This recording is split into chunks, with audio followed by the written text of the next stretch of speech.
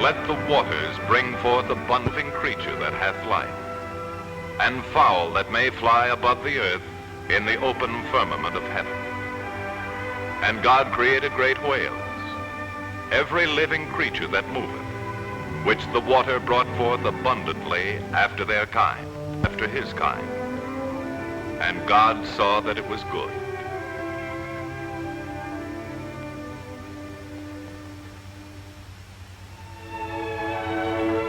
Upon the surface of the seas, we launch our ships to ply the ocean routes in trade and commerce. And from the depths of the seas, we bring food for the table to feed and nourish ourselves and our families. On broad sandy beaches, we find relief from the summer sun and relaxation in the cool, clean water. We live on a planet, the surface area of which is about 70% water. So much water that in the routine of our everyday lives, we take it for granted. We take for granted the peace and relaxation of summer vacation. We accept without question the thrill of water sports. We plant our gardens and nourish the flowers. And if rain interferes with our personal plans for pleasure, we are unhappy about it. We forget that without the water we take so for granted, the world as we know it would not exist. We forget that although men have been known to go without food for 30, even 60 days, few men can survive more than 3 or 4 days without water. We forget that a plan which has its beginning in the ocean, a plan which has no ending. For every living thing can be said to owe its existence to these surging waters. This is the source of all water. Here is the fountain of life.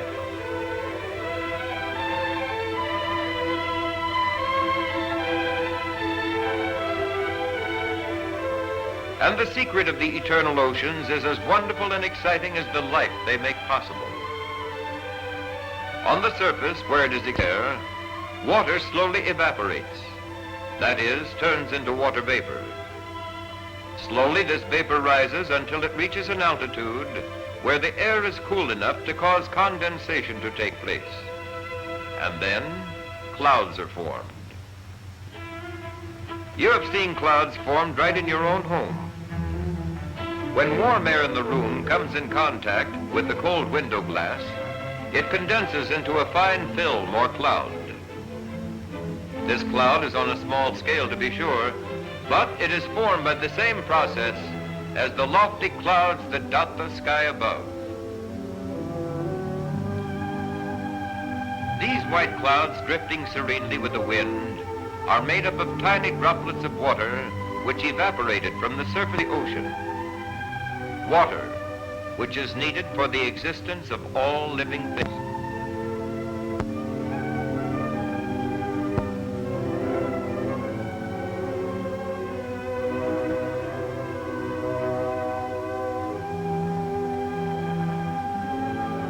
But before the clouds can give up their store of water in the form of rain or snow, they must encounter a change in temperature. Above desert plains, the temperature at cloud level remains high. And although clouds pass regularly overhead, there is little or no rainfall. And because our clouds have encountered no colder air, they float on over countryside and village, over desert land and teeming city.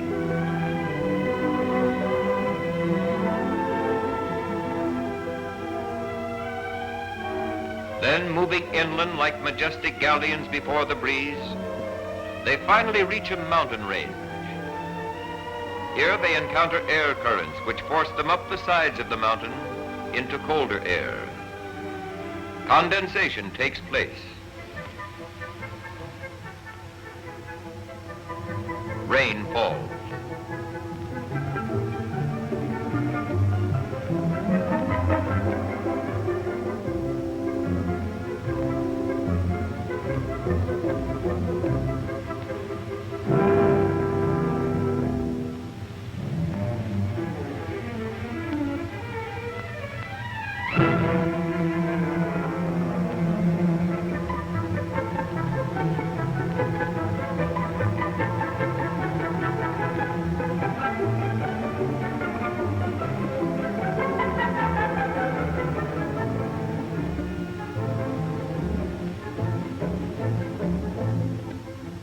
In winter, the rainwater in clouds might turn to snow.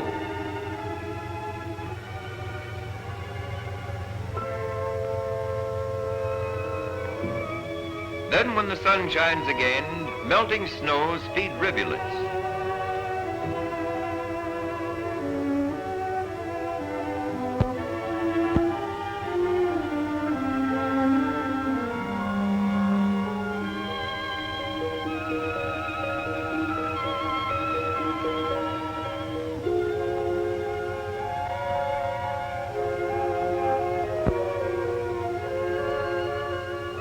Elsewhere, rain-swept lands drain into rills and streams.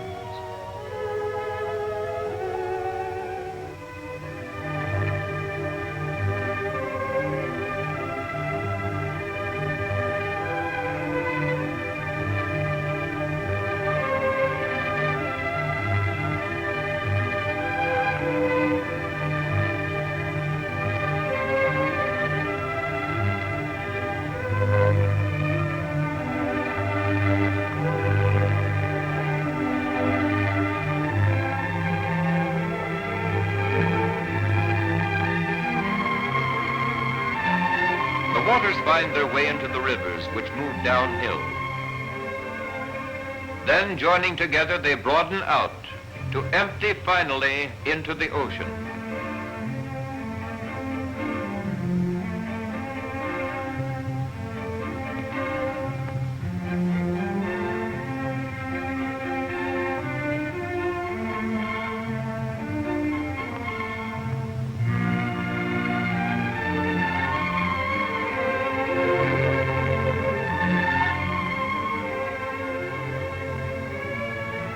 And just as part rain that drops upon the land returns to the ocean from which it came, so will it be returned to the air again, only to fall once more, and so on forever. This is what we call the water cycle. Let the vapor rise from the surface of the sea to form the clouds above.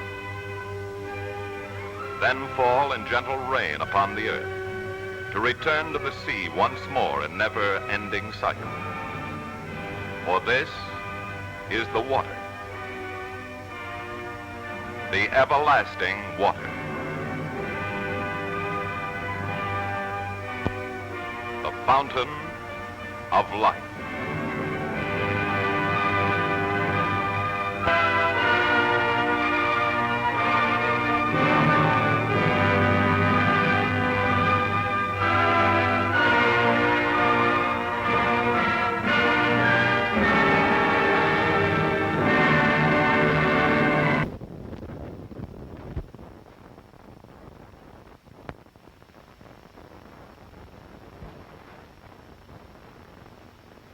We use fire in many different ways to suit our different needs.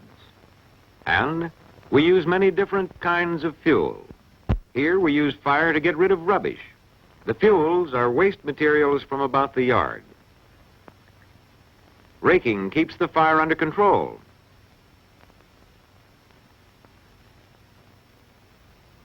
When we use fire to cook our food, gas may be the fuel. The burner knob controls the size of the flame by regulating the flow of fuel that reaches the burner.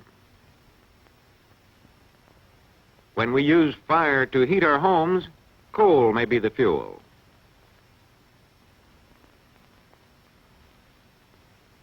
Furnace fires are controlled mainly by adjusting the draft opening on the ash pit door. When we use fire to produce light, kerosene or gasoline may be the fuel. Turning a knob regulates the flow of fuel and controls the flame. But whatever the purpose of the fire, or the kind of fuel, or the method of control, all fires depend upon the same principles. In order to learn more about fire, let's study the campfire these boys are building. Dry bark and twigs are good to start the fire, and the boys have heaped them at the center of the pile of fuel. They have chosen a site in a clearing so that the campfire can't spread out of control. Larger branches will keep the blaze going after the bark and twigs burn out. Now the pile of wood is ready. Heat from the match flame soon sets fire to the bark and small twigs.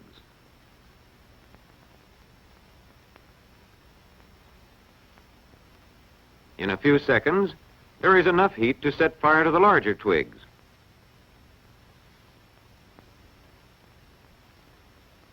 Finally, the branches begin to burn. Because these must be hotter than either bark or twigs before they will take fire, we say that branches have a higher kindling temperature than bark or twigs.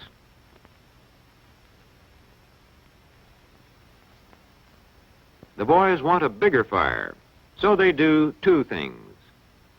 First, they bring more branches and place them on the burning heap. Also, since they know that the fire will burn faster if the circulation of air increases, one of the boys fans the flames. The branches just added take fire quickly.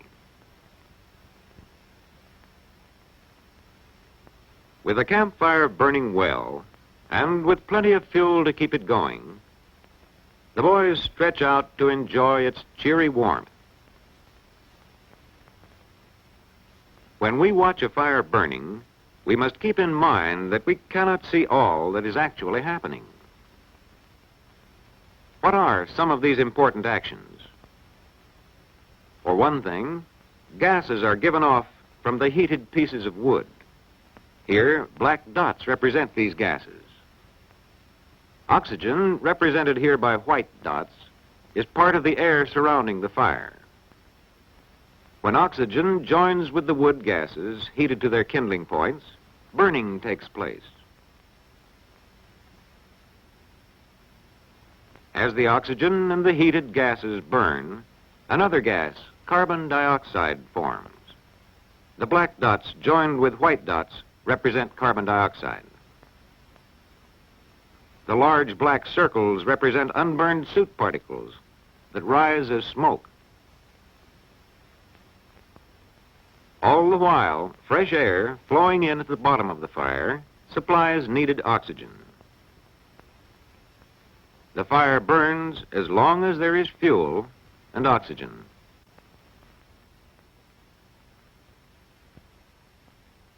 Now, let's consider some ways of controlling fire.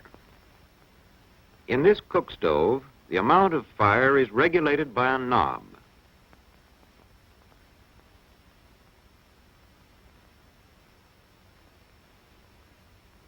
When it is turned on, the fuel gas flows into the burner. It draws oxygen along with it through the air intakes.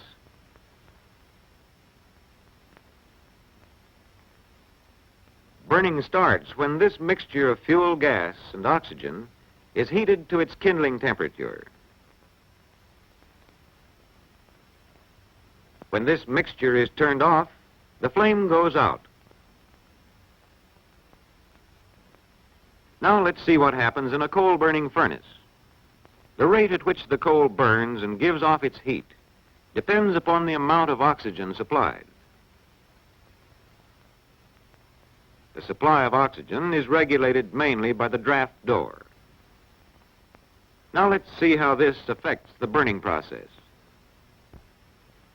With the ash pit draft door only partly open, a moderate supply of oxygen flows into the firebox. As the coal burns, carbon dioxide and smoke form as they did in the campfire. The carbon dioxide and smoke escape through the chimney. We open the draft door wider to make the fire burn faster. Now, the largest possible draft of oxygen reaches the fuel and speeds up the burning.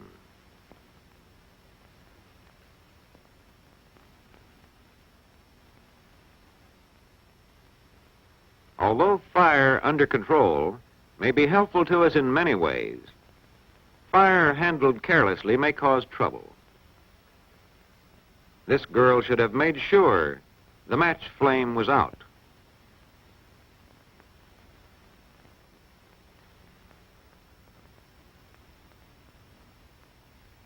Fortunately, she knows what to do.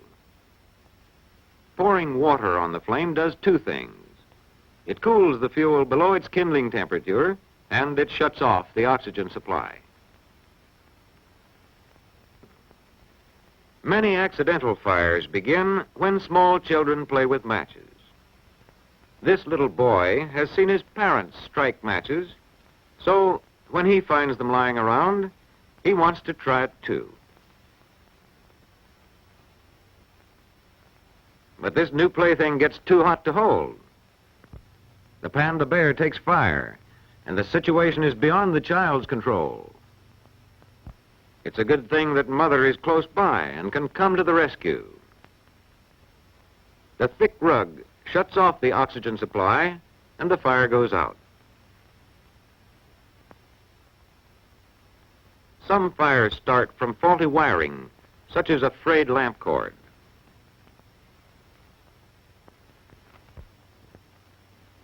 The bare wires touch and flames leap up. This home has a fire extinguisher handy, and the boy knows how to use it. How does this liquid put the fire out? Once in the open air, the liquid quickly changes into a gas. This gas will not burn. Instead, the gas builds up in layers around the burning fuel and gradually shuts off the flow of oxygen into the burning zone. Cut off from its oxygen supply, the fire goes out. We have seen that three things are necessary for fire. First, we need fuel. Second, we need enough heat to raise the fuel to its kindling temperature. Third, there must be a supply of oxygen. Without oxygen, there could be no fire, even though we have plenty of fuel and enough heat to raise the fuel to its kindling point.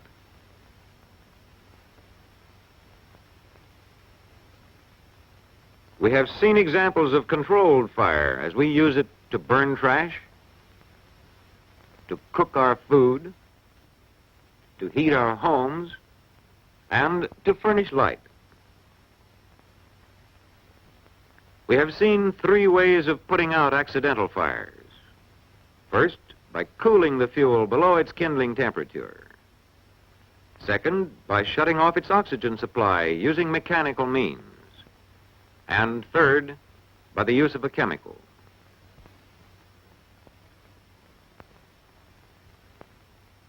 As long as we keep fire under control, it serves us well.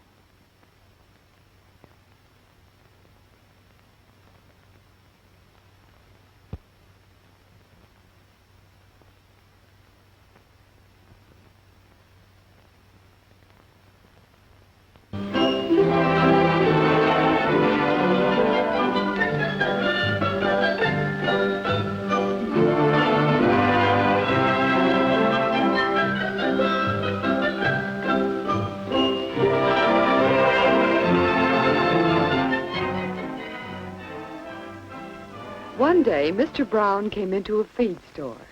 He brought his little boy, Joe, and his little girl, Sally.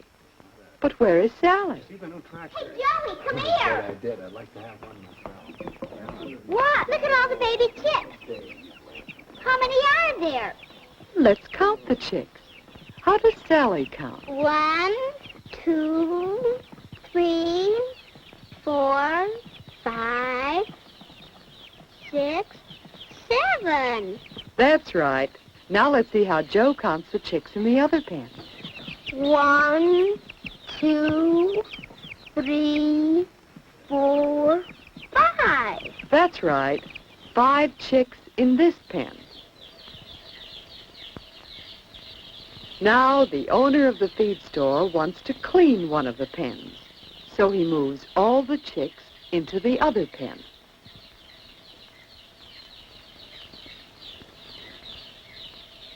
How many chicks are there altogether?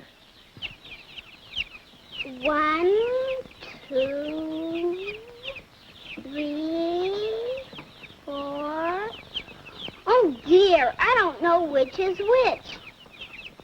Yes, it is hard to count so many, isn't it? Can we find an easier way to count them? Let's find some things we all can count. How many children in this picture? How many boys? How many girls?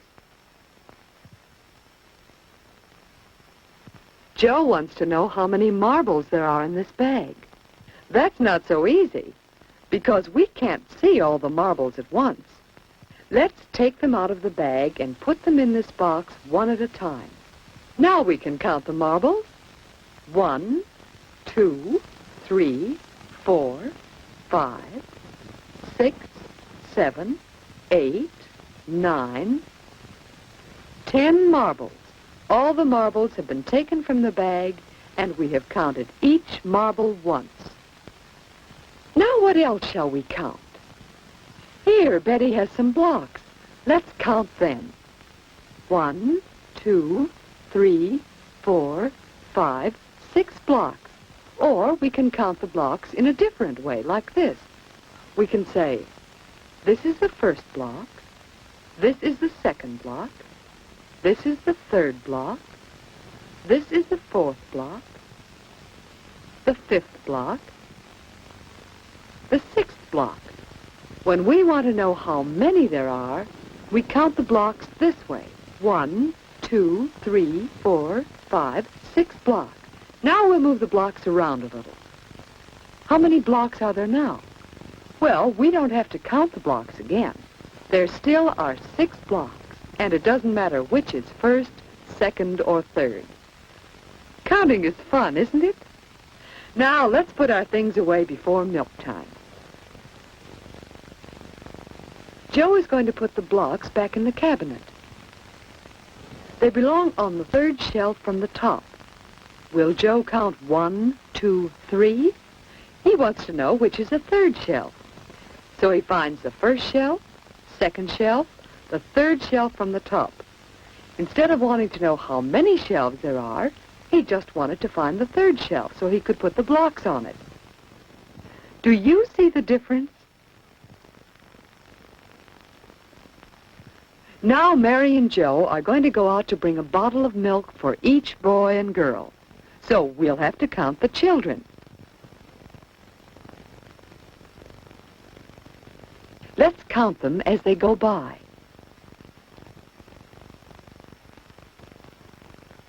If we look away for just a moment, we can't be sure we counted everyone. How many children went by? We just don't know. So Mary and Joe will use better ways of counting the children. Mary will collect their milk tickets at one table, and Joe will make a mark on a piece of paper for each child who goes by his table. If each one puts a ticket on Mary's table, we can count the tickets and find out how many children there are. And then, just to be sure, we'll count the children another way. If Joe makes a mark for each one, then we can count the marks and find out how many children there are. Now, Joe has a mark for each child who went by his table. He makes a mark for Mary and one for himself. Now, do we have all the tickets? No, we need to get Joe's ticket. There, and Mary's ticket. Now we do have all the tickets. You count them.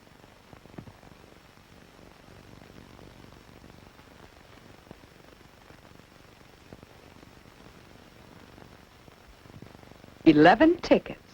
So, how many children? Just to be sure, let's count the marks on Joe's paper.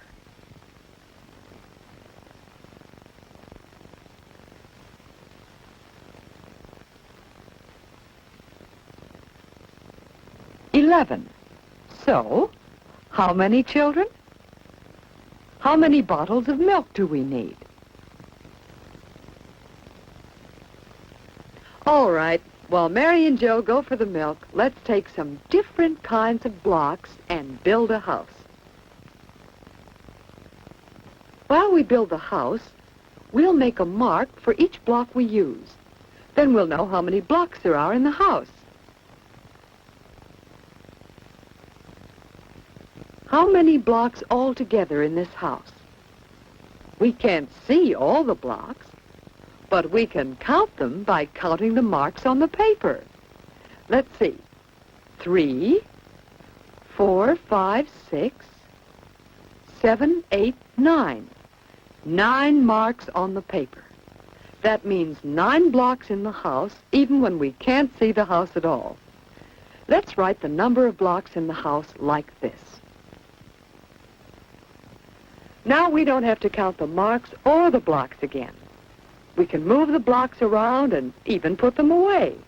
We still know there were 9 blocks in the house.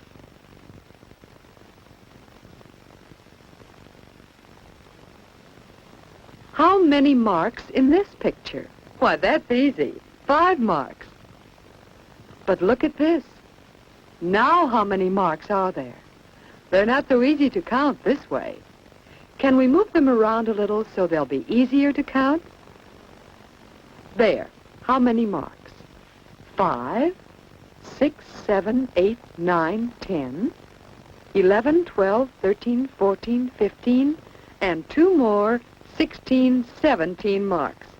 Now we write the number of marks so we won't have to count the marks again. Now we know there are 17 marks. Remember the house we built a little while ago? How many blocks were in the house? Well, we don't have to count the blocks again. We counted them once and wrote the number down. We can see from this number just how many blocks were in the house. That's right, 9 blocks.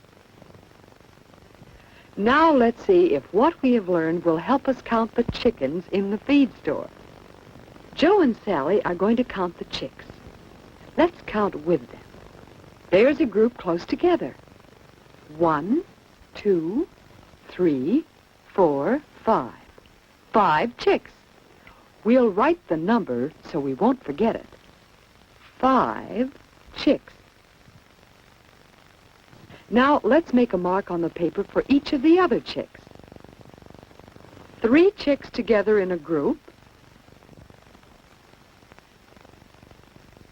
and another group of 3, and 1 all by itself. Now we can count the chicks. 5, 6, 7, 8, 9, 10, 11, 12. 12 chicks in the pen.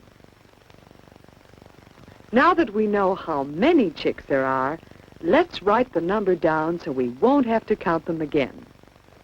12 chicks. Haven't we learned how to count a lot of things?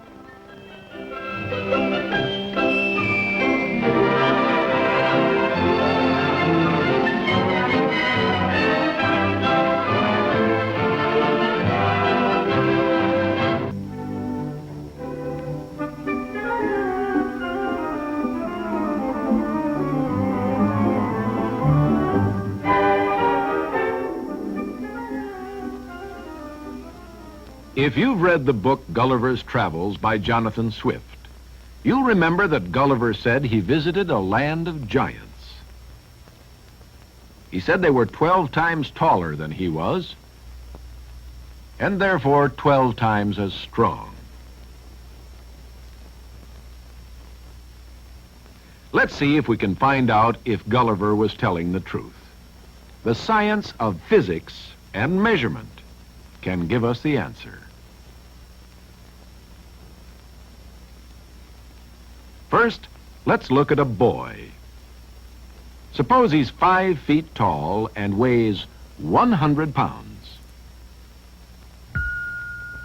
Now, if he were 10 feet tall and his proportions remained the same, he'd weigh 800 pounds. Why?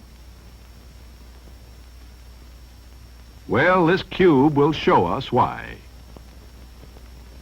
It's 1 inch long, 1 inch wide, and 1 inch high. To double its height and keep its proportions the same, we must double its length, its width, as well as its height. We've had to use 8 cubes, as you can see.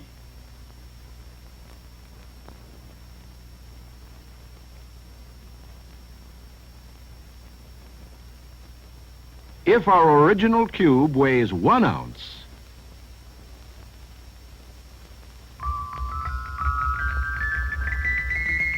then our big cube must weigh 8 times as much, or 8 ounces. When the dimensions of any object, regardless of its shape, are doubled, it will weigh 8 times as much. So, if the boy were twice as tall and kept his same proportions, he'd be 8 times as heavy. But he wouldn't be 8 times as strong. Why? Well, his body is held up by a set of bones, a skeleton. The strength of a bone or a muscle depends upon the area of its cross-section. A cross-section of a bone is a slice through it. Because a cross-section is an area, it has only length and width. When the small cube doubled in size, 3 dimensions doubled. Length, width, and height. But its cross-sectional area, a slice through it, doubled in only 2 dimensions, length and width.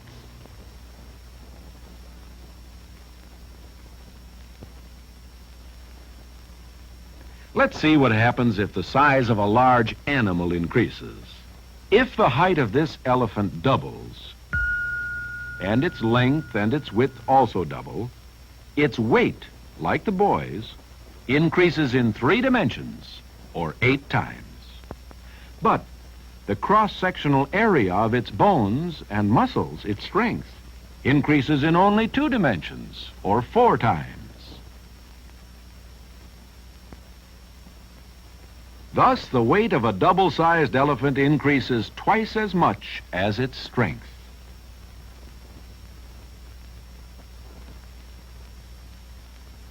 That's why doubling the boy's height and keeping his same proportions makes him 8 times as heavy, but only 4 times as strong. 1/2 as strong proportionately as he was before. What if a mouse were as big as a boy? A large mouse on its hind legs may stand about 6 inches high.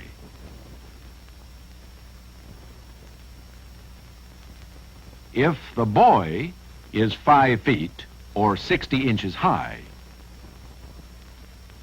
and the mouse is 6 inches high, then the boy is 10 times taller than the mouse. Now, if the mouse were the boy's size, its volume and weight would increase 10 times for the length, 10 times for the width, and 10 times for the height, or 1,000 times. But the cross-sectional area of its bones, and so its strength, would increase only 10 times 10, or 100 times. The bones of the mouse would have to support 10 times more weight than they did originally. Each time our oversized mouse took a step, its bones would snap like toothpicks. As you can see, big mice have a very dim future.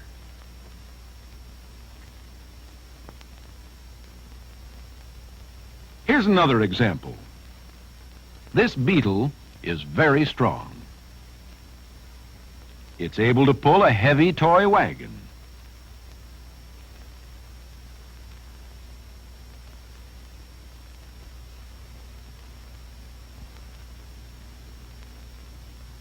Now, what if the beetle were as big as the boy? How strong would it be? The beetle is 1 inch in length. If it were 5 feet or 60 inches in length, its volume and weight would increase. 60 times for the length,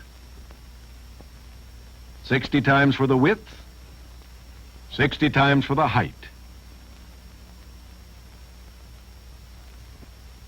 A total of 60 times 60 times 60, or 216,000 times.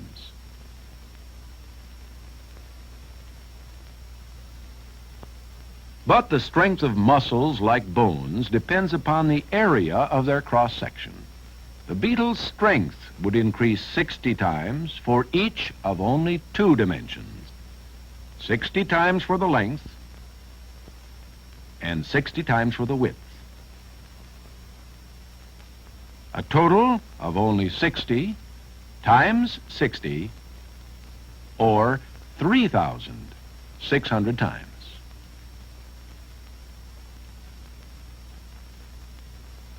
So a beetle as large as a boy would not have strength enough to lift a glass of milk.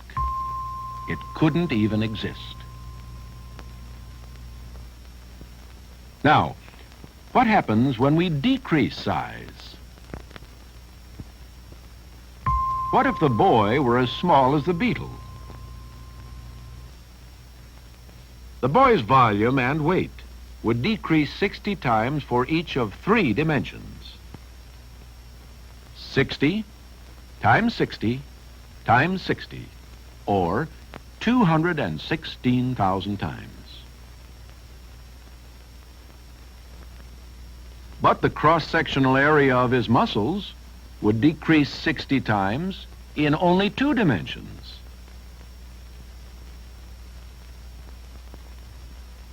60 times 60, or 3,600 times. Since the boy's weight decreased 60 times more than his strength, the boy becomes 60 times stronger in proportion to his size than he is now.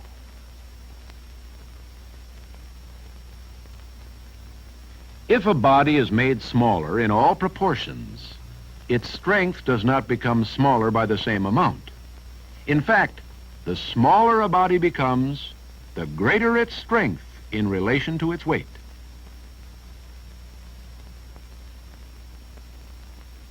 If a body is made larger in all proportions, however, the less its relative strength, because the relative weight it must carry is greater.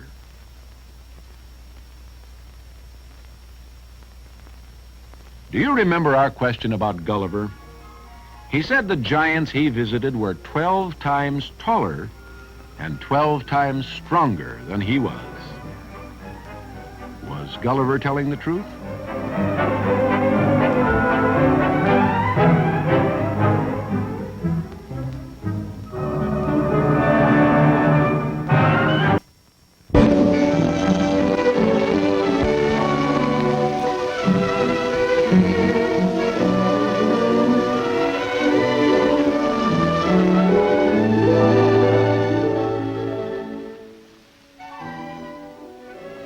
After school one day, Miss Harvey, the home economics teacher, is expecting Jane Williams and Betty Randall. In Home Ec Club tomorrow, they plan to discuss how different fibers affect the nature of different cloth material. Oh, here they are now. Betty has prepared the demonstration of fibers, major fibers, cotton, wool, linen, silk, and rayon. This chart summarizes where they come from, tells how long they are comparatively, and shows samples of the fibers in the natural state. It also shows samples of the finished materials. Jane wants to check on why some are called filaments. Is it the difference in length? Yes, these natural wool fibers are quite short. In contrast, silk and rayon strands in the natural state are very long and are called filaments. Sometimes they are cut into short lengths in manufacturing and then spun into yarn or thread. You've heard of spun rayon. So filament really indicates the length of the fibers used in spinning. Miss Harvey offers to show them the major fibers under a microscope. When the fibers are magnified, you can see their individual natures and understand why one cloth differs from another. Take cotton, for example. This is a single cotton fiber. It is rather flat and a little twisted like a ribbon. And this is wool fiber. It is naturally crimped and has tiny scales on it. That crimp is important in helping to make tight, close twists when the fibers are spun into yarn or thread. So the crimp of wool and the twist of cotton are important to the spinning of yarn. On the other hand, linen has no natural crimp or twist. It is a smooth, jointed rod, almost like bamboo. Silk is even smoother, and there's nothing to help hold it in a twist in spinning. Acetate rayon is like a smooth glass rod. It is the most difficult to spin into tight yarn. Even though the fibers of wool are short, they have that crimp and scales which help keep them twisted together. Twisting or spinning the short fibers of wool binds the ends down and makes a strong thread. Betty finds that twisting cotton is easy because of the natural twist of the fiber, and it makes the strand strong. These twisted fibers or yarns impart certain characteristics to the cloth. For example, how do samples of the same weight and weave absorb water? The first two, linen and cotton, will become heavy with water first. They make good towels because they're the most absorbent. Silk is next, followed by regenerated rayon. These two take up little water. But the wool and acetate rayon float on top and absorb practically no water. The scales on the wool have trapped thousands of little air bubbles which keep water out and float the wool. But when we push it underwater, the air bubbles are forced out. So wool actually absorbs moisture quickly when the air bubbles are gone. It is now heavy with water. What about the acetate rayon? What happens when we force it underwater?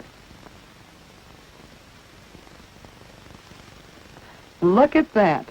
The water runs off it. Acetate rayon absorbs very little water. And how different the various materials feel. The wool is soaking wet, and yet it's almost warm. That's why wool is popular for bathing suits. But linen and cotton are cold and clammy. Silk is more like wool. It holds a lot of moisture, but doesn't feel very wet. We have seen how fibers take up water. It'll be interesting to see later how they dry. Betty is wondering if wool loses its strength when wet, as rayon does.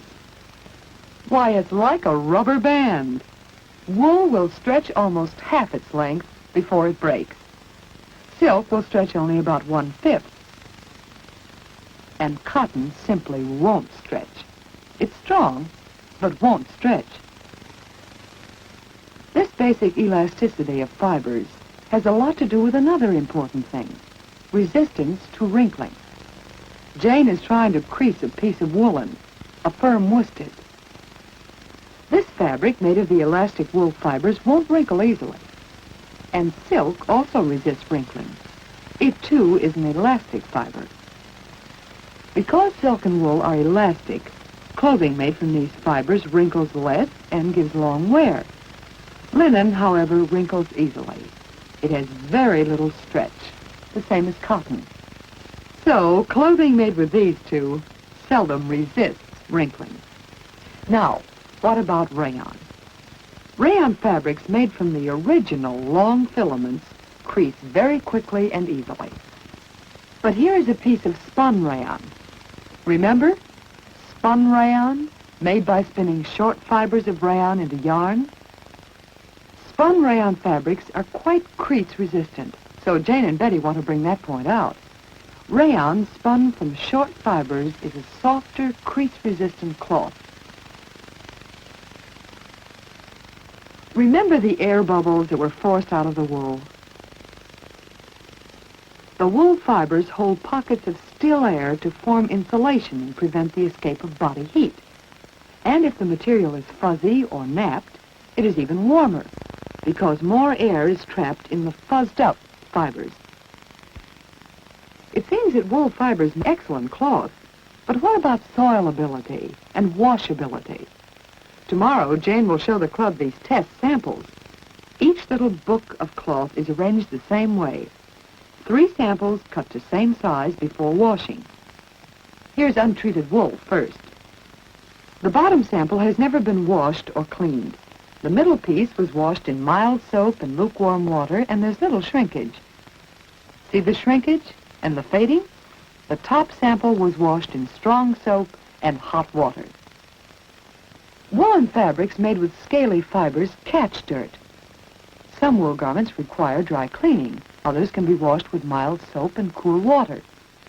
Betty notices how smooth the silk samples are, which makes silk less likely to catch and hold dirt.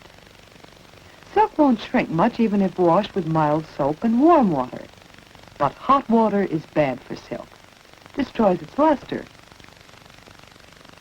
Linen can stand soap and hot water without shrinkage. What's more, it doesn't soil easily due to the long, smooth fibers.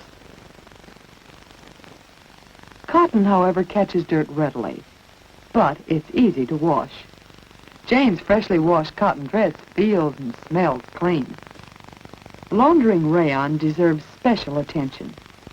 Wet rayon should be handled gently. Lift it all in a bunch like this, because wet rayon stretches badly, especially rayon knit material. If rayon is dried, rolled in a towel, there's less chance of it stretching out of shape. Some rayon and certain other materials should be dry cleaned. Keep in mind, though, if you dry clean at home, read the instructions on the cleaner carefully. Now, what about those samples that have been drying? Remember the order in which they absorbed water? Linen and cotton first, followed by silk and regenerated rayon, and then wool and acetate rayon. The water simply ran off the acetate rayon. It didn't really absorb any. Now it is perfectly dry. The pure linen sample was most absorbent, remember? But it is now just as dry as the rayon. Cotton, too, was very absorbent. And cotton can be treated so it dries almost as quickly as linen. But this untreated sample is still damp. Jane can't get over the fact that the wool can still be so wet and yet not feel cold. Uh-oh, time to go, girls. But that's all right. They have enough useful information for a dozen short talks. How about you? What have you learned about fibers? Doesn't it sound interesting? Wouldn't you like to know more?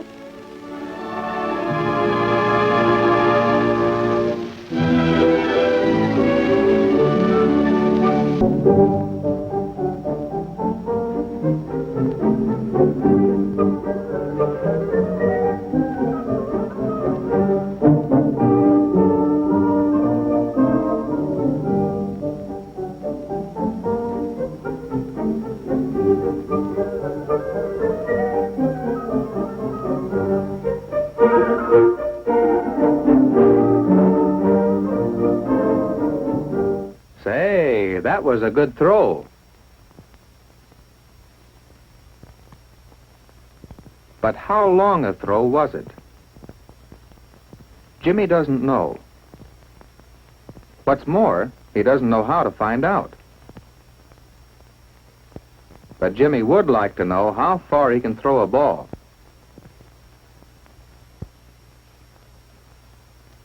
Now Jimmy is trying on his last year's jacket. Just look at those sleeves. My, how Jimmy has grown. The jacket just doesn't fit him anymore. Look, Father. Look how much Jimmy has grown. How much has he grown? Jimmy wants to know.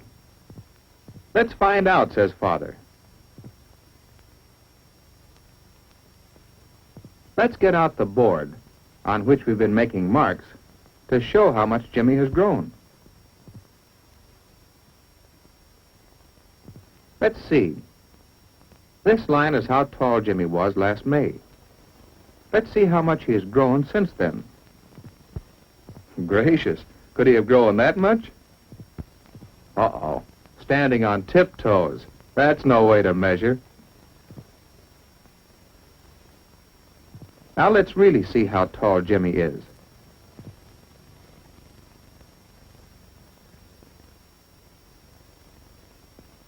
He is taller, isn't he?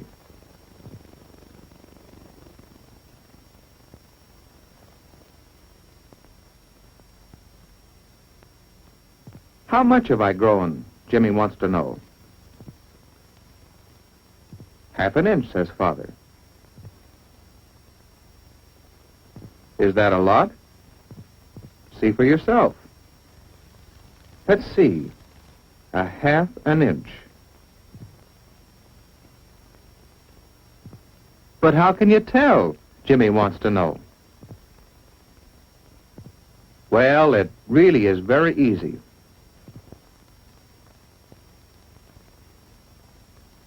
Have you ever looked closely at a ruler? How many inches can you see here? Let's count them off. 1, 2, 3. From here to here is 1 inch, and another inch makes 2 inches, and another makes 3 inches. You can tell by the numbers. Notice each number is beside a long line. The space between the long lines is 1 inch. The line's not quite so long as the inch lines, right in the middle. This is the 1/2 inch mark. It was this mark that told Jimmy's father he had grown 1/2 inch. But how many inches are there on the ruler? Let's all count. 1, 2, 3, 4, 5, 6, 7, 8, 9, 10, 11, 12. Why does the ruler stop at 12? Because 12 inches make 1 foot. That's right. We call this a foot ruler. It is 1 foot long, or 12 inches. Now, what is Jimmy's father getting? It's a much longer ruler. How long is it? Let's see. 1 foot, which is 12 inches. 2 feet, 24 inches. 3 feet, 36 inches. This is 1 yard. We call this a yardstick because it is 3 feet or 1 yard long. Then Jimmy's father suggested a game. The game? We call it, how long is that? How long is the table? Oh, about a yard, says Jimmy. Jimmy's father tries to imagine how many foot rulers he can see along the edge. Is that about 1 foot, and another foot, and a little more? So, Father says the table is a little more than 2 feet long. Here, with the yardstick, you can measure. But is this the way to measure? No. Let's see the right way to measure. First, be sure the ruler is at the edge, like this. See? End, right at the end. Now you look at the other end of the table.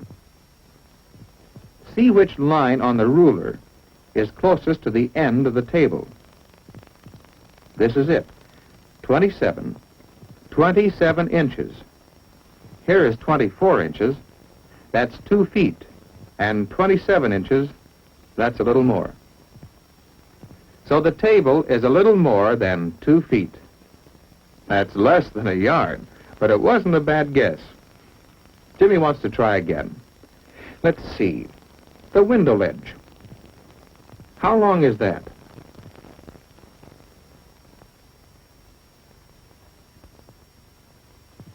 How long do you think it is? Jimmy was going to make a good guess. He thinks, how far is 1 foot? There? No, that's not quite enough. About there, Jimmy thinks. And another foot would be about there, and some more. So, thinks Jimmy, about 3 feet, a yard. It won't take long to find out. Jimmy knows how to measure with a ruler. The end, right at the end of the window ledge. The ruler right in line along the edge. And there's the answer, 34 inches, almost a yard, just as Jimmy guessed. He thought it was fun playing the game. How long is that?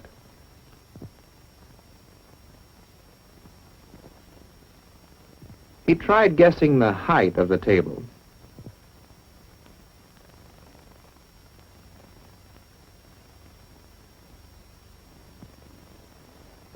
Then he measured it. That time his guess wasn't so good. He measured the height of the chair. Then he tried measuring things about himself. How far he can reach with one hand, 6 inches. The length of one finger, 2 inches. Now, if Jimmy's finger is 2 inches, how long is the handle of the screwdriver? Can you guess?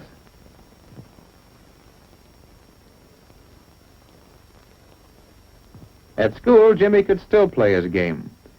Remember, he measured and found that with his hand he could reach 6 inches, or half a foot. Now, let's see. Half a foot, and half a foot, that's 1 foot. And another half a foot. Now, with Jimmy, see if you can guess how long this paper is. 6 inches and 2 inches. 6 inches and almost 6 inches. Out on the football field, men are working out answers to how long is that. They are laying out the field with lines so many yards from each other. In the lumber yard where Jimmy's father works, he too is measuring to find out how long a board is. Yes, how long is that is a very important question. Jimmy's mother is in a store buying some cloth. The clerk is going to measure the cloth using a yardstick. Someone else answering the question, how long is that? After school, Jimmy practices throwing the ball. He still wants to know how far he can throw it.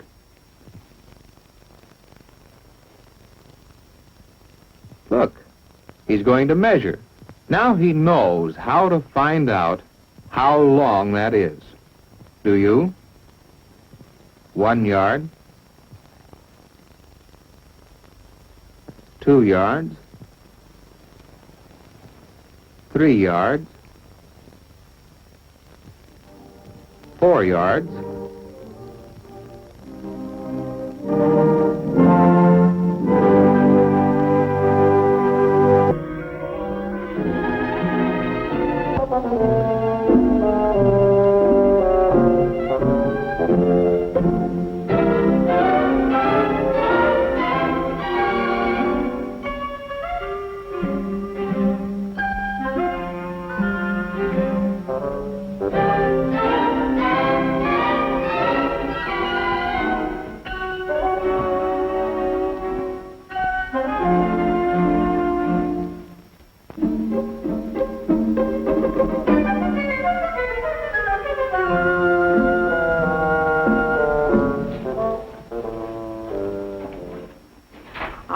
right, let's all close our books and talk for a while.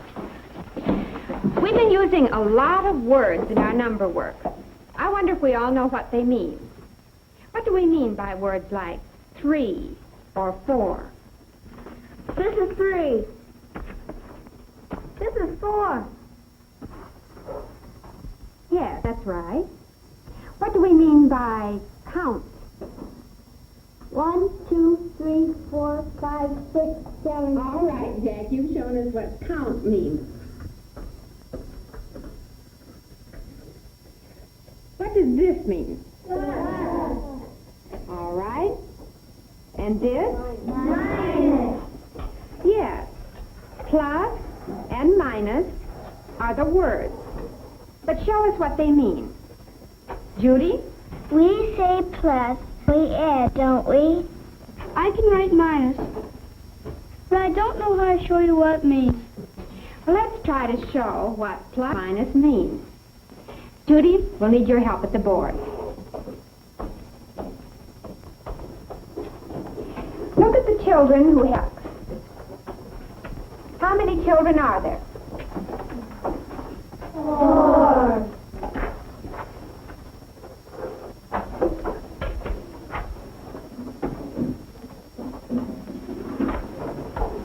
How many children are in this group? 3.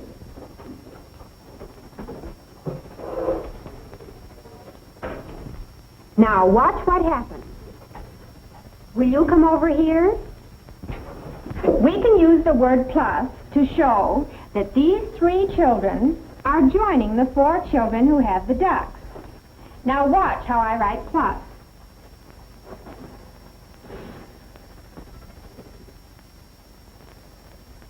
Thank you, Judy.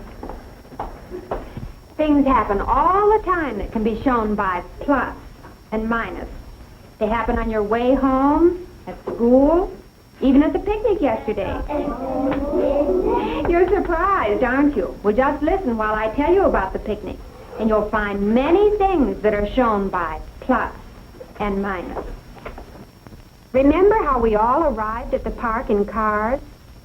3 cars were parked. Then I drove up in my station wagon. 1 car joined 3 cars. What should we say to show what happened? Plus or minus? Plus. Yes, you're right. We'd say plus. 1 car joined 3 cars.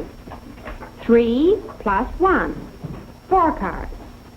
Now, let's go back to the picnic.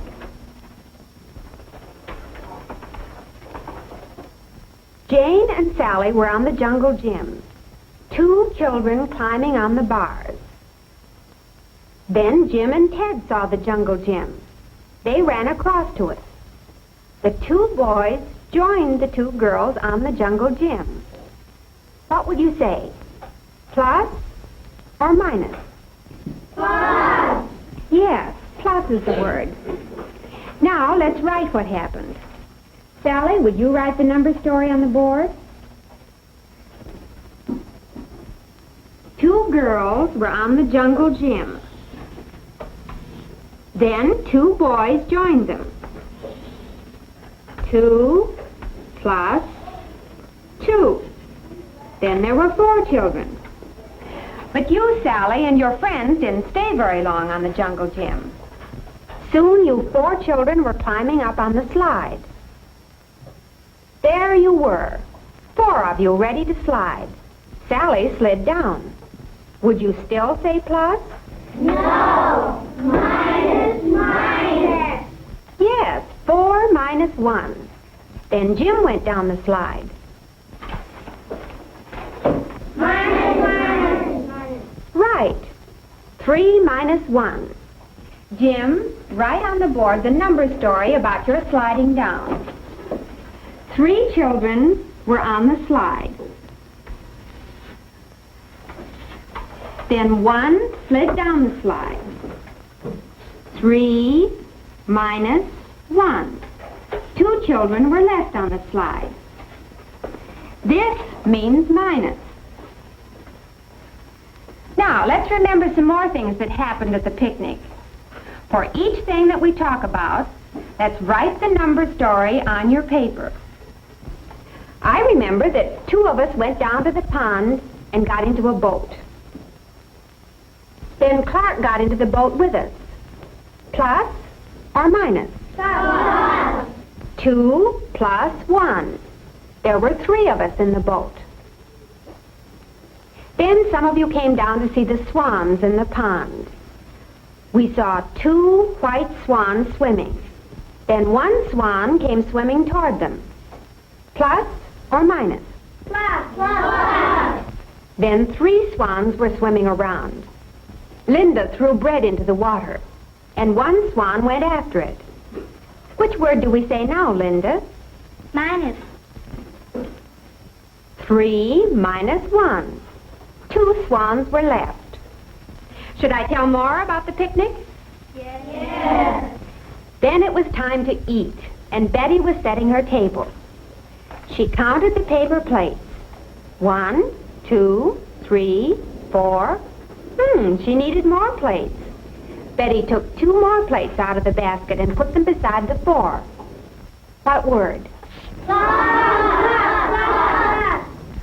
4 plus 2. She had 6 plates, but she really needed only 5 plates for her table, so she took 1 away. Minus. 6 minus 1. Yes, she had 5 plates left.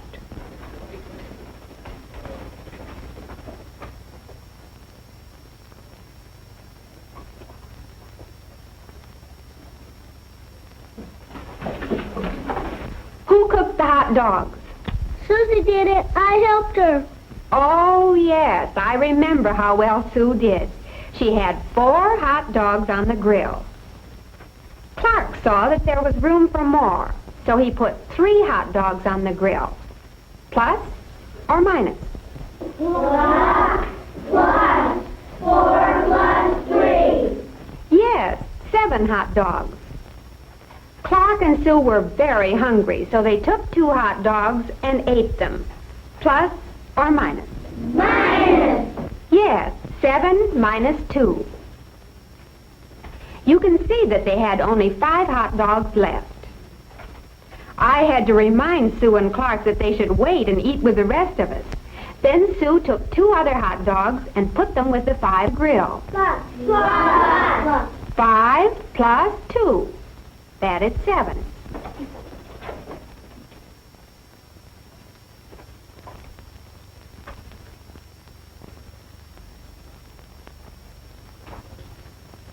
Remember, Tommy, how you had trouble with the balloons? You had 2 balloons fastened to the table.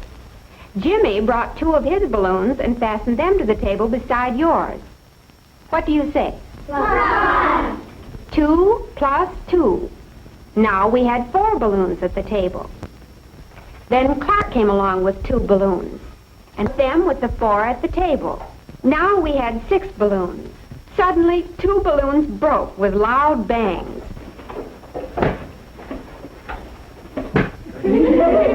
Minus. Yes, 6 minus 2.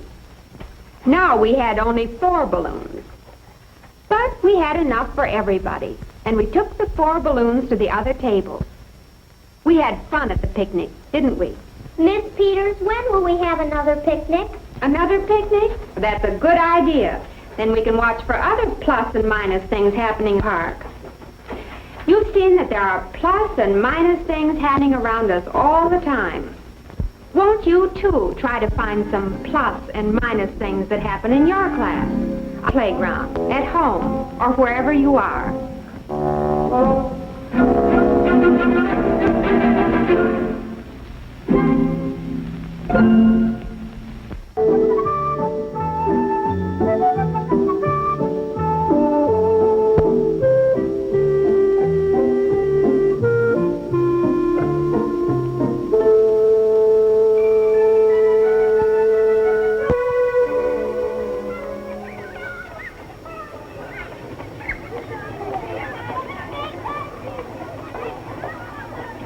Has this ever happened to you? Arriving at a brand new school in a brand new neighborhood on the first day? You don't know a single person. You want to get acquainted, but and see what happens. Uh-oh. Hi, you're new here, aren't you? Remember the last school? Maybe these three are here to pick a fight. You have to be careful. What's it to you? That was the wrong thing to say. You thought they were troublemakers, and because of the way you answered, they now think you are a troublemaker. Have you ever had an experience like this and wished that you could have a second chance, a chance to do things right? If you could have a second chance, let's see what might have happened. This time, you don't expect the worst. Hi, you're new here, aren't you? That's right. My name's Jeff Martin. My name's Jack Boyer. This is Bob Reynolds and Herb White. It was such a simple thing when you had a second chance to say and do the right thing. The only trouble is you can't relive the moments in which you make mistakes. It's important to learn what to do and say the first time. Of course, you have to be aware of what you might be doing wrong before you can improve. Perhaps you are like this boy, a really nice person who just doesn't know how to return a greeting. So you respond with a cold nod of the head, or at most a mumbled reply. The person who receives such a greeting gets the idea that you're a grouch. And if you do it to enough people often enough, you'll begin to wonder why others are so unfriendly to you. Perhaps you are guilty of still another lack of skill in greeting people. Have you ever met someone and waited for that person to speak first? If the other person doesn't speak, and if you don't speak, each of you may form the wrong opinion of the other. The need for an introduction can occur anytime, anywhere. Do you recognize those occasions?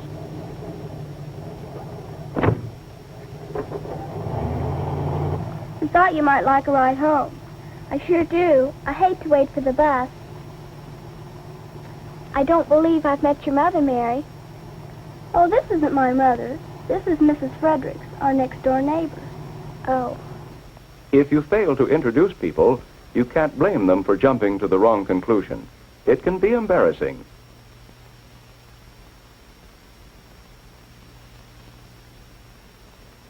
Perhaps you don't know what to say when you're introduced to someone new. You lack ease and assurance in your manner.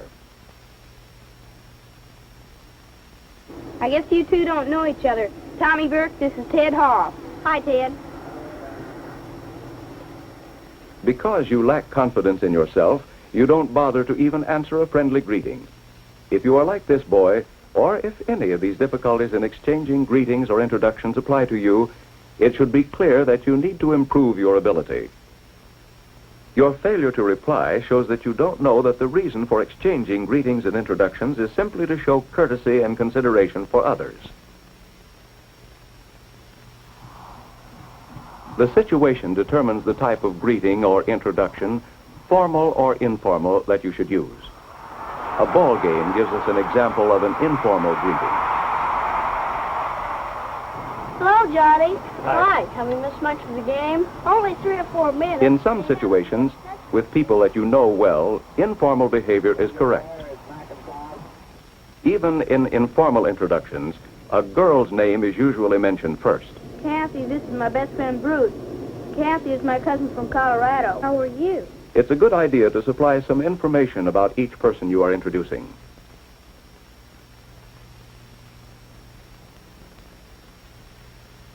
You use the formal type of greeting or introduction in situations that are outside your family or circle of very close friends. For example, Dr. Sears, I want you to meet my son, Stuart. How do you do, Dr. Sears? Hi, Stuart. Real nice to meet you, sir. formal introductions are necessary in many situations. Let's look at a few typical examples that you may encounter. Suppose your school is having an open house for parents. If your teacher and your parents have never met, it's up to you to make the introductions. Hi, Janet. How are you? Fine. Mrs. Stevens, I'd like you to meet my parents, Mr. and Mrs. Saunders. How do you do? I'm very glad to It's proper to mention first the name of the person you wish to honor. Since the teacher is outside of your family, her name is mentioned first. Your parents and your teacher have a common interest to discuss, your education. In other situations, however, Dad, I'd like to introduce you to Tommy's father. Mr. Carson, this is my father, Mr. Perry. How do you do? In this case, the introduction of total strangers may end with an awkward silence unless you provide a topic of mutual interest. Tommy Carson plays first base on our ball team, Dad. Well, he must be the boy that set up that double play last Friday. Say, for a boy his age, he's quite a ball player. Well, I guess it runs in the family. I've always been a fan and used to play some in the old days. Was that so? With your help, even total strangers can find something to talk about. When making formal introductions, you should observe several rules of courtesy. Mr. Gator, I'd like to introduce my friend, Steve Bailey. When introducing a young person to an older person, you should show respect for age by saying the older person's name first. If one of the persons you are introducing is a person of distinction, you should honor him by mentioning his name first. Judge Parker, this is my cousin, Susan Driver. Well, hi, Susan. Are you going to school this morning? Someday, perhaps very soon, you will have the opportunity to introduce someone to your class or to some other large group of people. It's a very special treat. Jimmy has brought a visitor to our class. Jimmy, would you like to introduce our visitor? Yes, please. When our class started studying about South America, I thought about my uncle, who has spent a lot of time there. He travels in South America for an oil company and knows a lot about life in South America. Next, it is proper courtesy to present a speaker by first addressing the teacher, the class, and finally the guest of honor. His name is given last so the audience can remember it. Mrs. Stevens, class, I'd like to introduce my uncle, Mr. Charles Blake. Thank you, Jimmy. Mrs. Stevens, members of the class, I think... Since Jimmy has explained his uncle's background of experience in South America, the members of the class clearly understand that he speaks with authority on the subject. Greetings and introductions will always play an important part in your life. Every day you will have an occasion to greet someone, to introduce yourself, or to introduce others. Here are some basic rules to help you. Be sincere. If someone says hello, do what is natural. Say hi or hello right back to him. If you feel that you should show more respect, answer a greeting with, how do you do? In introductions, be sure to speak each person's name clearly. If you don't understand, ask that the name be repeated. If you are introducing yourself, add some personal identifying remark. The same rule applies when introducing other people.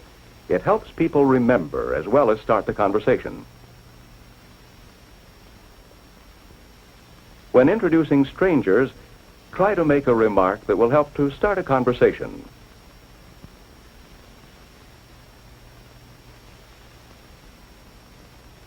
When introducing a boy and a girl, the name of the girl should be given first.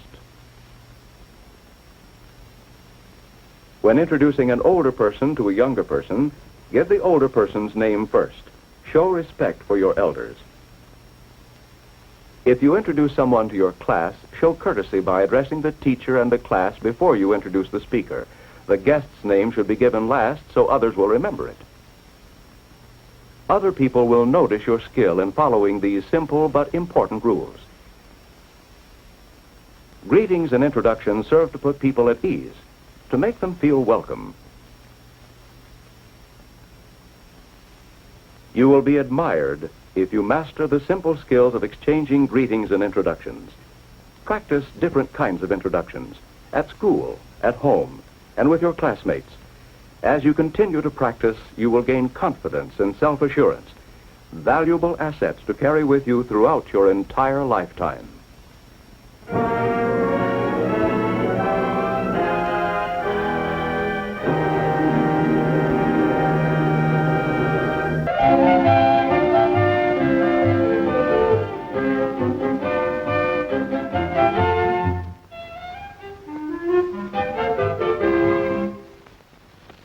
Hiya, boys and girls.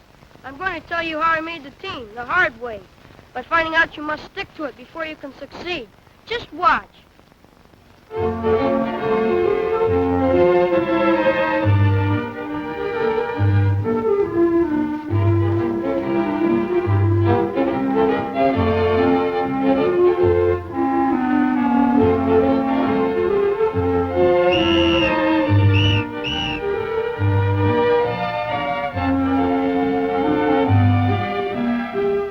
Now listen, kids. Remember, we've got a tough schedule ahead of us. We play Troop 5 in 2 weeks. Oh, we can beat them. Sure we can. Who's going to be on the team? Okay, I'm going to pick the boys that showed up best in practice. Now, let's see. You pitch. Me? No, Pete's going to do the pitching. And now the catcher. I want to be that. Me too. No, John, you play first. Okay. Gee, I want to be catcher then. Okay, Bob, you can catch. Oh, good. Now, Jerry, you play second. Frank, you're third. And you are the outfielders. Now, Jeff and George, you play short. What about us? You're substitutes, but stick around. Hey, guys, let's play catch. Okay, let's. Come on, Jim. Substitute. Who does he think he is? Big bully. I can pitch better than Peter.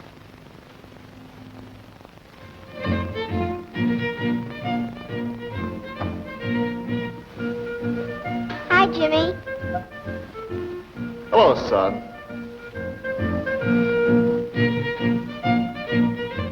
I was really disgusted that day, and seeing Dad's picture didn't help. You see, Dad has always been on a team, and naturally I wanted to be just as good as he was, or even better. And I knew I could, at least I thought so. But I began to think it would take more than just wanting. Later in my room, I was still thinking about this afternoon. It was way past bedtime, but I wasn't sleepy. Even the comics didn't look good. Then I stumbled upon the health book. I'd been studying it off and on to find out more about getting strong. Yeah, but I didn't feel like reading it.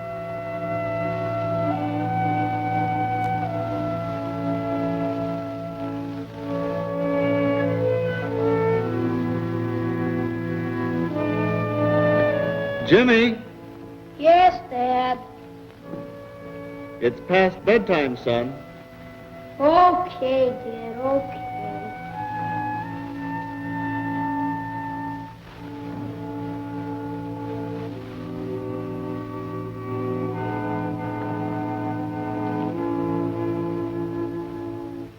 But I couldn't fall asleep. I was mad, and at the same time my conscience was bothering me. I could hear myself saying, substitute. I want to be a pitcher. I can play as good as any of them. Oh, so you can you? Do the other boys know it? When the others were practicing, what were you doing?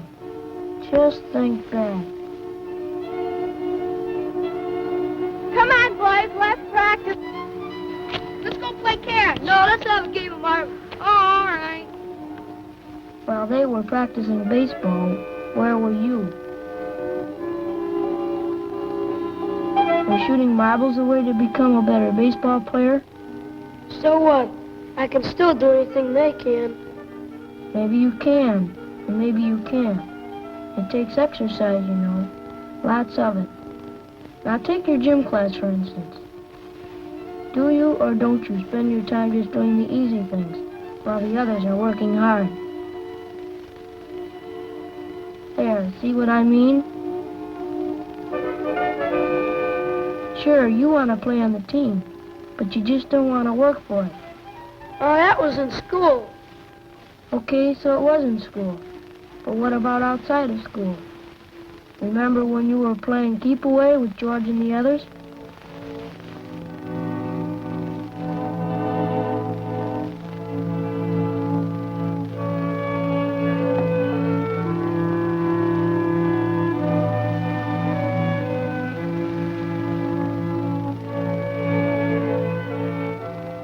Come come on. Hurry up. Oh, I'm tired of running around. Let's do something else. See? That wasn't in school. And yet you quit. You just don't like to practice. But I do. I've got a baseball. I've got a basketball.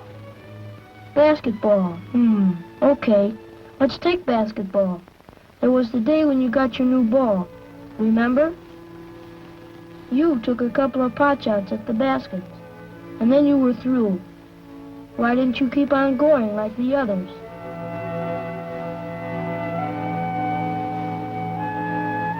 You'd like to be a good player, and you could be, but you won't work at it. Good players must have strong muscles, and to be strong, you have to make your muscles grow. Remember what you read in the health book? Every muscle can grow strong, yours too, but only exercise can make them strong. The harder the exercise, the harder the muscle cells must work. Just imagine these cells were small boys. As they all must pull together to do the work, they all get tired together and have to rest. But by working again and again, harder and harder, the muscle cells grow larger and stronger. With larger cells, you can work longer. See why?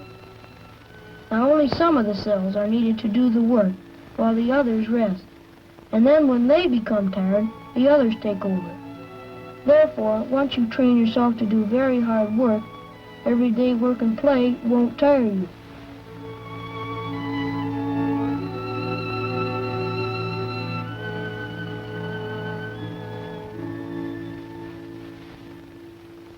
Several weeks later, I was hard at work to catch up on what I missed. Look at Jimmy. He's never stuck to garden chores as long as he has lately. Yeah, that boy sure has changed since the day he didn't make the team. I can do it better today. It doesn't seem so heavy anymore. I guess my muscles are getting stronger. My muscles are getting stronger, too. See?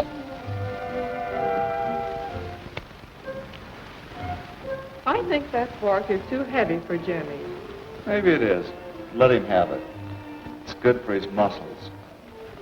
By the way, we could let him go to swimming class now. Don't you think so?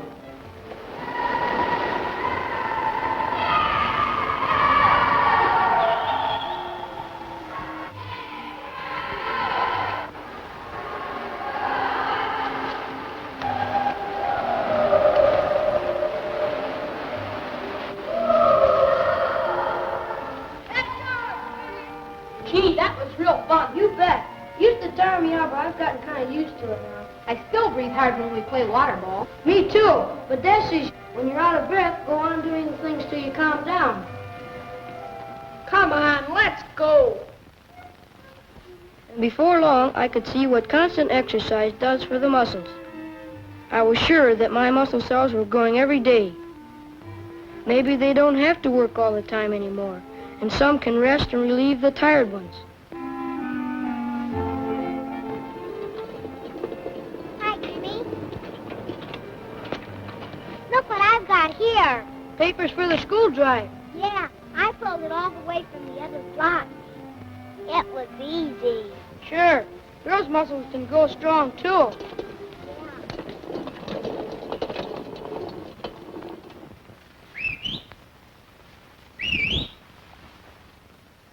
Hey, wait for me. I'm coming.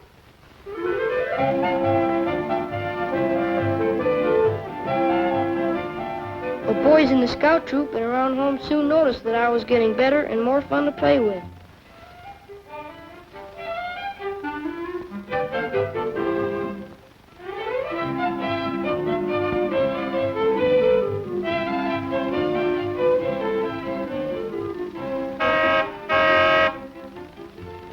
And that's how I finally made the team.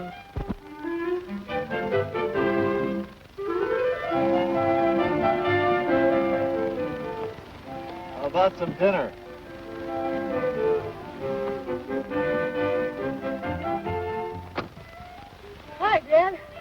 Been working hard, son. Sure have. You know what? I'm going to pitch for my team a week from today. You're gonna win, I suppose. It'll be fun trying. That's the stuff, son. I'll be rooting for you.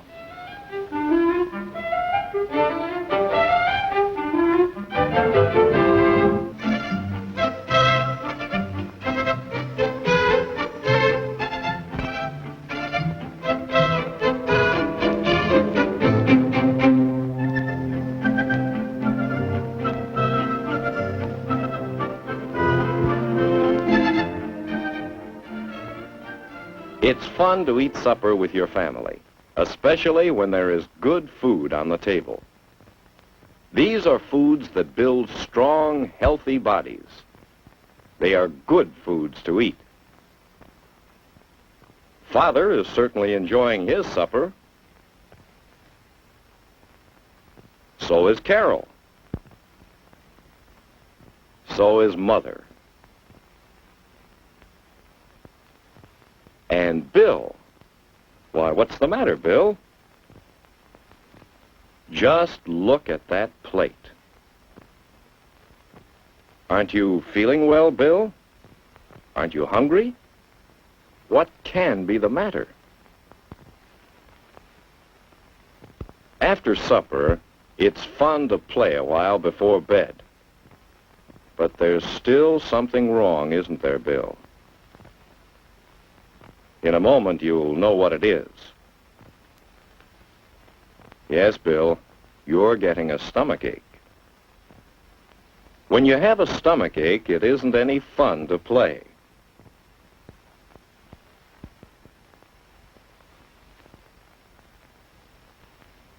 There it is again. Poor Bill. What now? We'll soon know, because here comes Mother. Mother can tell right away that Bill isn't feeling well. So, what happens next? Yes, Bill's put to bed to get some rest. Now, why does Bill have a stomachache? He didn't eat anything bad today, did he? Well, perhaps it wasn't what he ate, but the way he ate it. Why, even this morning, Mother was a little worried. Let's go back to this morning and see how Bill's stomachache might have happened. Bill wasn't at breakfast on time this morning. You see, he didn't get up when Father first called him. Oh, Bill got to the table, and he ate his breakfast, or rather, part of it.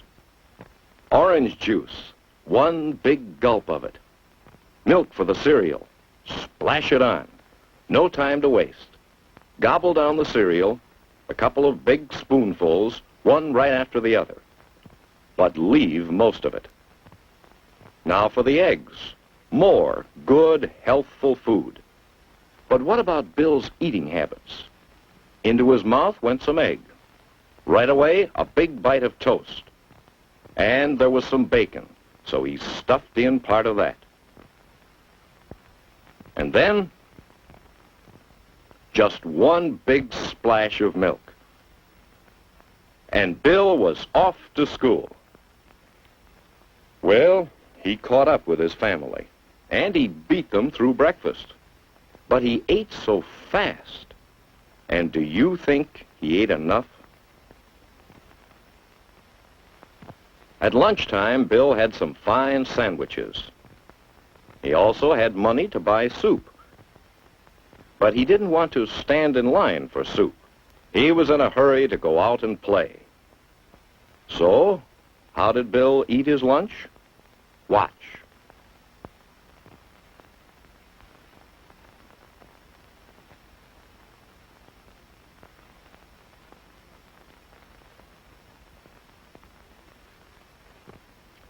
After school, of course, Bill was hungry. He was hungry, and he had some money. So, but did Bill leave his pop and candy only half-eaten? No, sir. He emptied that pop bottle as fast as he could. He gobbled down all his candy. And as if that wasn't enough, he ate some cookies, too.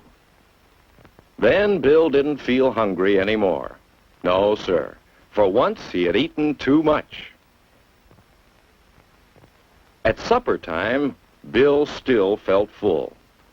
So he didn't hurry with his supper. He just poked at it. He was tired. And he just didn't have any appetite. Bill didn't know it, but he was already beginning to be sick.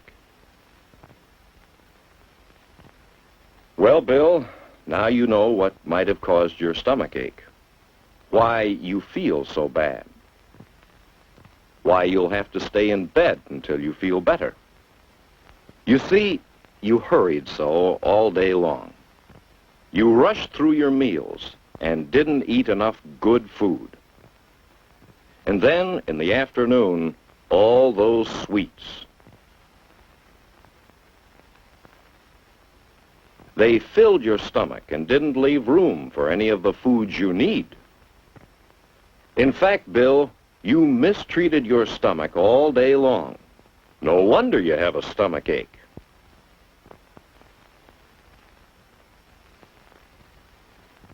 How is it this morning, Bill? Feel better? Think you know now about good eating habits?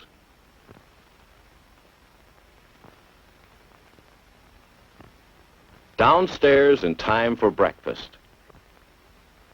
Give yourself time to eat a good breakfast. Let's see how well you can eat.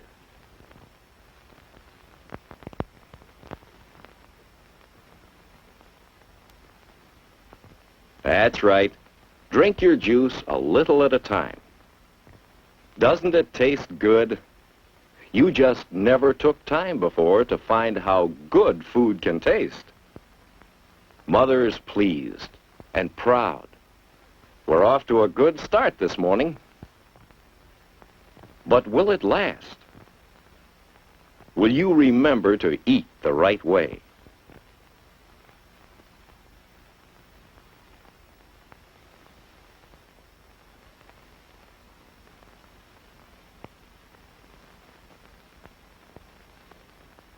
Uh-oh, almost washed your food down.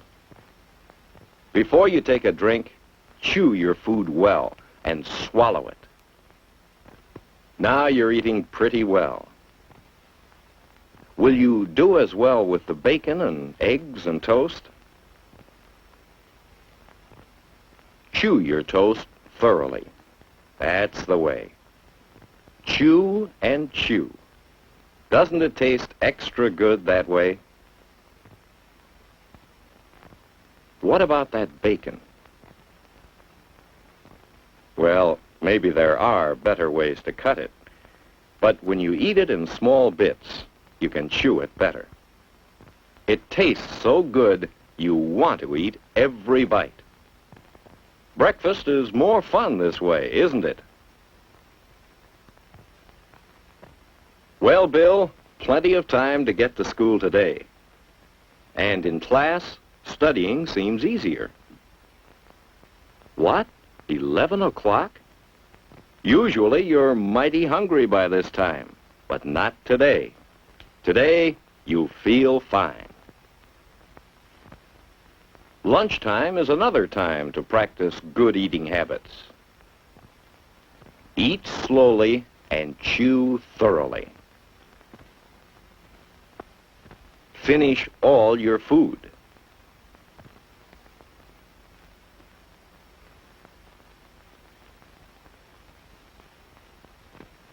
Later on, drink lots of water. After school, that's the idea, Bill. A good snack of crackers and milk at home. That's the good kind of food if you're hungry after school. And then play. Hard play. Plenty of pep now. Yesterday's stomach ache is forgotten.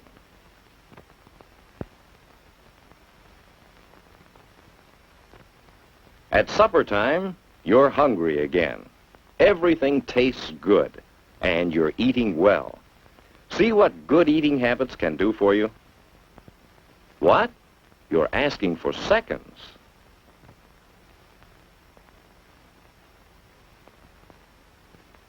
After supper, you feel fine.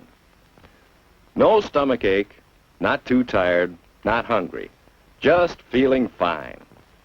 And that's the way we all want to feel all the time, isn't it?